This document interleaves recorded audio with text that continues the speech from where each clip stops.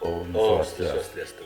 Para pemirsa Yuda Triguna Channel dimanapun berada, kali ini kembali saya mengundang dua orang cendekiawan Hindu yang sudah amat kita kenal. Seorang itu tidak lain adalah Dr. Joner Om Swastiastu. dan yang satunya Dr. Nanang Sutrisno. Ya, Om Swastiastu. Ya, saya akan memfasilitasi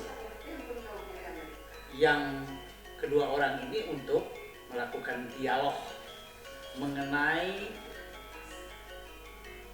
etik dalam pembelajaran Hindu.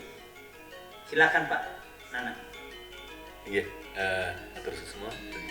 Pak Doder, kita berjumpa kembali ya dalam diskusi hangat di ruang virtual yang sudah disediakan oleh Yuda Triguna Channel. Dan terima kasih Taji telah memberikan kesempatan pada kami untuk berdiskusi kembali karena persoalan pendidikan agama Hindu ini rumit, kompleks ya. Karena apa? Menjadi rumit kadang-kadang karena kita tidak tahu sebetulnya dari mana kita mulai belajar agama ya. Apakah hanya cukup dengan membaca banyak buku, membaca banyak artikel di internet gitu kan? Apakah cukup itu untuk membangun karakter manusia Hindu yang utuh ya? Karena pendidikan agama tentu bukan hanya persoalan pengetahuan saja, tapi lebih penting adalah bagaimana membangun karakter manusia Hindu. Nah, Niko, Pak sebagai guru yang harus saya belajar banyak pengalaman, tentu dari mana sebetulnya pendidikan di Hindu ini akan kita harus dimulai. Om Swastiastu. Tuan Haji, Prof. Yuda Triguna yang saya hormati, Pak Dr. Nanang juga yang saya hormati, serta para pemirsa yang saya hormati pula. Pendidikan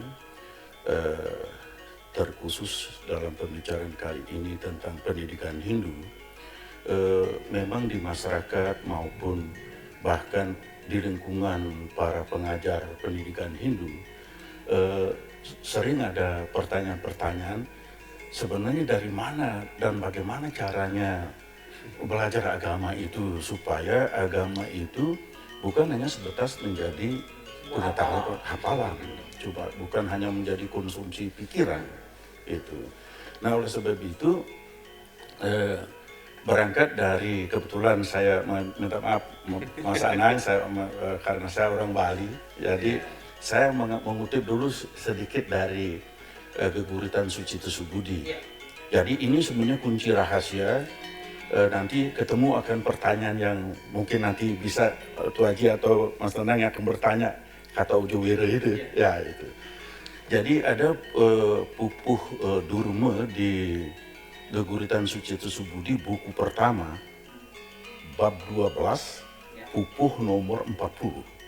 Itu ya, jadi itu sebenarnya kunci dari proses pendidikan agama.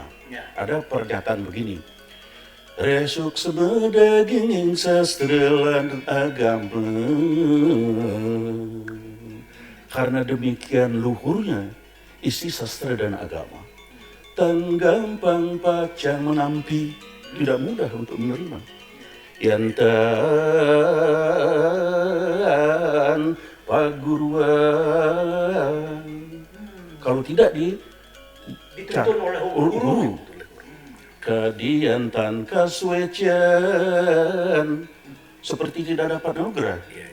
Antuk ide sang yang widi, tidak dapat anugerah dari Tuhan jika tidak dituntun oleh seorang guru.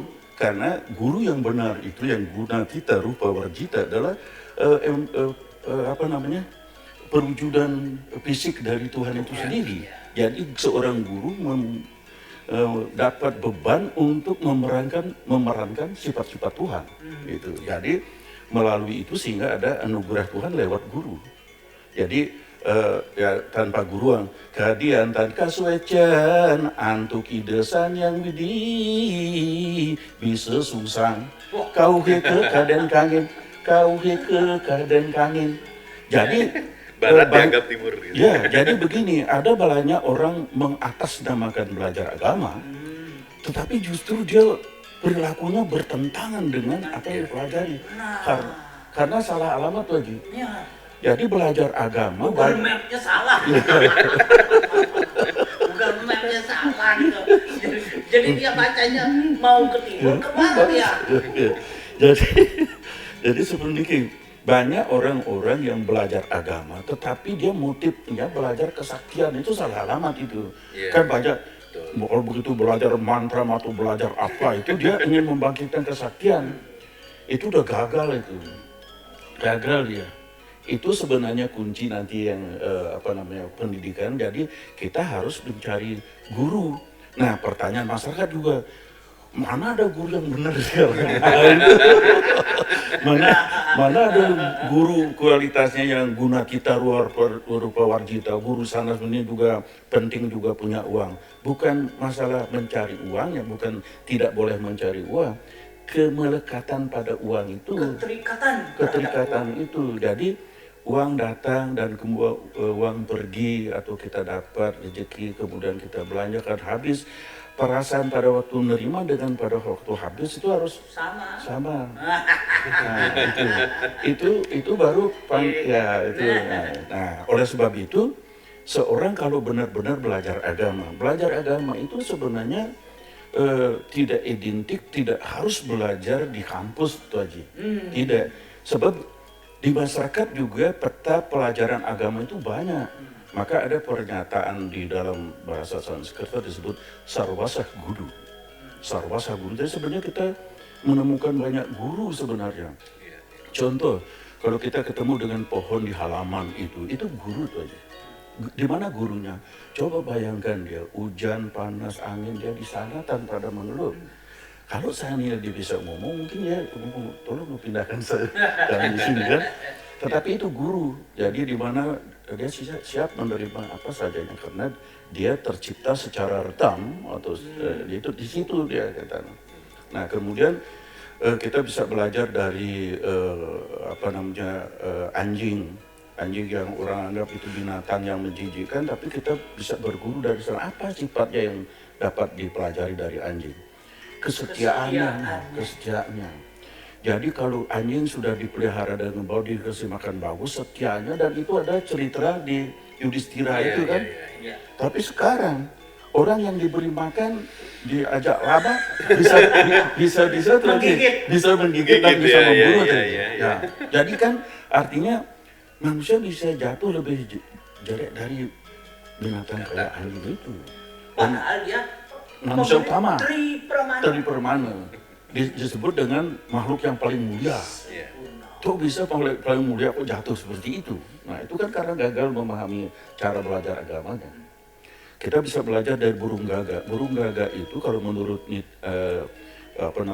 Chanakya Niti Sastra, burung gagak itu kalau dia mau berhubungan kelamin itu kalau ada cecak lewat dia tidak jadi itu aja.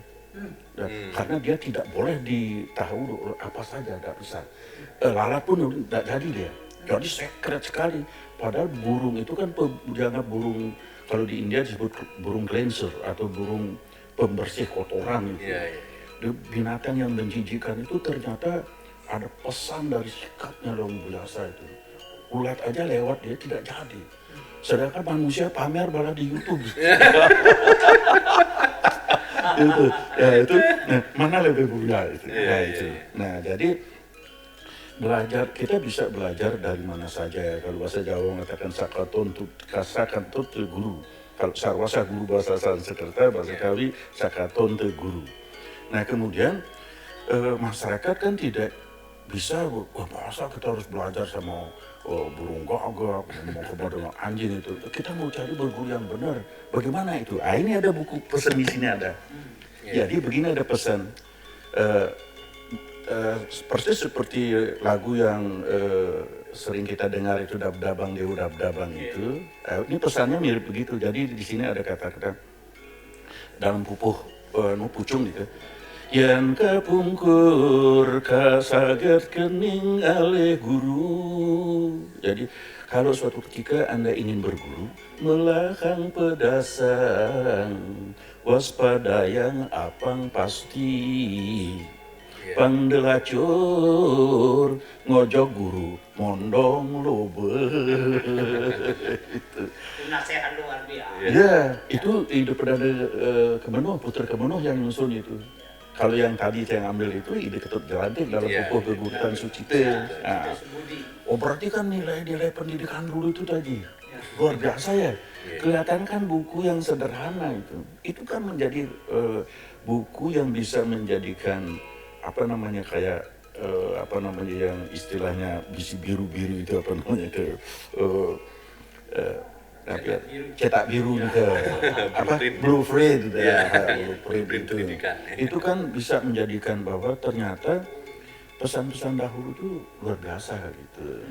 Iya. Gitu.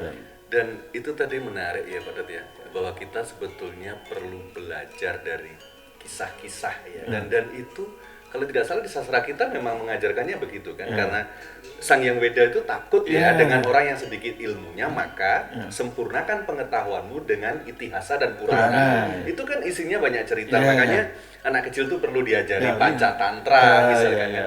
Nah ternyata cuman ini ada mungkin ya yang lihat fenomenanya sekarang bagaimana pendidikan kita ya, kurikulum pendidikan kita sekarang sepertinya ada upaya untuk apa ya, dalam tanda kutip mencekoki anak-anak mulai dari kecil itu dengan pengetahuan yang sifatnya kognitif itu gimana Pak Dut? Jadi betul sekali itu, saya juga setuju bahwa sekarang itu mengarahkan kepada pengetahuan yang bersifat sakalut aja, yang bersifat duniawi, karena dipersiapkan untuk kompetensi itu, tapi tidak untuk siap dia untuk siap hidup menjadi hidup yang benar itu yang tidak jadi betul bahwa apa yang kita sedikit cemaskan itu mestinya pendidikan itu kan mengarah kepada artinya kalau dalam cerita Mahabharata sosok itu dihadirkan, dihadirkan. Itulah sebenarnya contoh yang menjadi media belajar. Nah sebenarnya di atas itu ada perintah, Mas Nana. Ada kata-kata begini di dalam Suruti. Badaram karena nabi serunuyam dewan badaram paksimak sabir yayatra stri rangis tusduam sasra nubir biasema diwahitam yabdayu. Jadi itu sebenarnya diperintahkan bardam karnabi, jadi mendengar baik-baik. Jadi ketika guru menguraikan itu, siapapun yang menguraikan, dengar ceritanya. Badaram karnabi. Habis itu badaram paksi, aksi. Jadi melihat. Jadi dengan demikian sangat efektif media pembelajaran itu yang menyaksikan figur yang dilihat dan didengar. Kalau dilihat saja tidak ada soundnya, itu dia akan menafsirkan. Sosok itu begitu diceritakan oleh gurunya mendengar, jadi lengkaplah dia observasi. Setelah observasi, outlook, riset, dan kemudian dia baru ke dalam dia, diinternalisasikan. Anak itu akan memaknai itu, menjadi nanti bahan afektif itu. Nah itu yang juga yang lihat aja ya, justru pembelajaran kita kepada anak-anak melalui cerita ya, yang di sana sebetulnya ada banyak keteladanan yang bisa kita ambil, itu yang sekarang kurang sekali. Nah, malah dianggap tidak penting gitu dia. Justru yang dianggap lebih penting itu adalah pengetahuan. Iya, pengetahuan agama itu ya di awal, misalkan sudah dimulai sejak apa ya, saya melihat anak saya sendiri gitu aja ya, ini curhat juga sih sebetulnya, karena kita juga bersama Pak Dodor yang banyak menjadi pemerhati pendidikan Hindu juga, mungkin sudah dicekoki banyak konsep-konsep padahal logika sederhananya aja, ada anak yang kelas 1 itu baca aja masih susah gitu loh, sudah disuruh menghafal konsep yang seperti itu. Kenapa tidak diajarkan cerita-cerita? Karena keteladanan itu yang mungkin justru nantinya akan lebih kuat membentuk karakter itu. Supaya orang tuh kalau bisa tuh punya, aku besok besar bikin jadi Arjuna kan gitu kan, seperti Arjuna gitu kan, baru kita isi kan. Kalau ingin jadi Arjuna caranya, nah mungkin Pak Dut punya solusi ya untuk menata kembali pola pendidikan Hindu yang lebih Jadi kalau boleh memang usul, tapi ini kita kan mengusul bebas, tidak tahu kita usulkan kemana. Iya. Tapi paling tidak ini wacana. Ini wacana. Ya. Wacana. Jadi kalau seperti apa yang menjadi tujuan pendidikan itu sendiri, di mana membangunkan sifat-sifat baik, apa yang disebut dengan ketuhanan atau divinity dari setiap orang itu, kan itu tujuan akhir dari pendidikan. Apa itu realisasi diri, apa itu membagikan sifat ketuhanan itu, kan apa pentingnya? Ketika manusia diproses melalui pendidikan dan kemudian sifat ketuhanannya muncul, maka orang itu akan dia care pada orang lain, Pak Haji. Ya. Care dia, jadi kasih sayang itu. Jadi proses pendidikan itu harus mengantar dari manawa ke madawa. Jadi dari sifat manusia yang biasa menjadi yang sedikit luar biasa, di mana dari ketidakbiasanya menolong menjadi menolong begitu. Jadi punya belas kasihan. Nah, walaupun belas kasihan karena kita orang yang sudah tumbuh sifat ketuhanannya, dia ingin ada belas kasihan tumbuh dan berinang air mata melihat penderitaan orang lain, tetapi dia tetap tidak bisa membantu, tapi dia bisa berdoa, merasa Bisa merasakan dan kemudian berdoa. gitu. Nah, ada kalimat di bahasa Kawi disebutkan riasturi angan-angan mapala juga. Ya, walaupun di angan-angan Ratu Betara mudah-mudahan ical ke klise, tapi ke pengobatan gitu. Berkontribusi, ya. Dan jika di dalam pendidikan itu lebih banyak yang mendidik dan yang dididik dan pendidik itu berkarakter ketuhanan, maka orang itu akan memvibrasikan ke semesta, karena di dalam fisika kuantum tadi, kemudian di konsep juga konsepnya Maya dalam bukunya itu Maya in Physics. Jadi ada pembicaraan tentang Vedanta. Sebenarnya dunia ini kan sebenarnya tidak ada tadi. Ini hanya tumpukan dari energi. Jadi energi yang memadat ini. Dan kemudian segala sifat baik dan buruk kita itu menyentuh alam itu, alam energi itu. Oleh sebab itu, ketika kita positive thinking, bersifat positif, baik dan sebagainya, itu alam merespon. Nah, oleh sebab itu, ketika ada wacana, ada diskusi, ada seminar tentang kebajikan itu, kita bisa ukur wilayah itu sebenarnya ikut menyaksikan, dan kondisi udara juga berbeda tadi.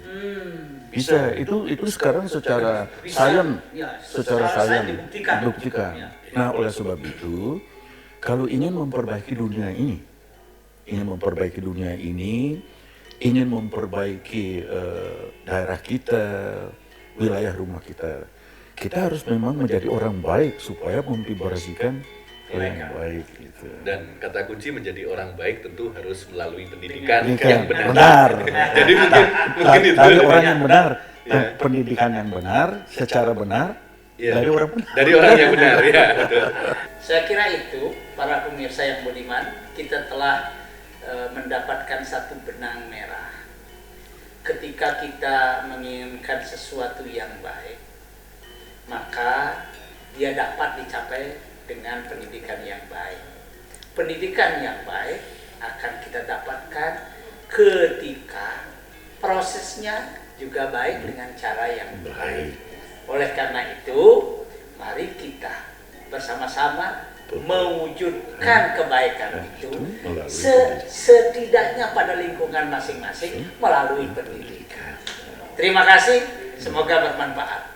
Om Santi, Santi, Santi.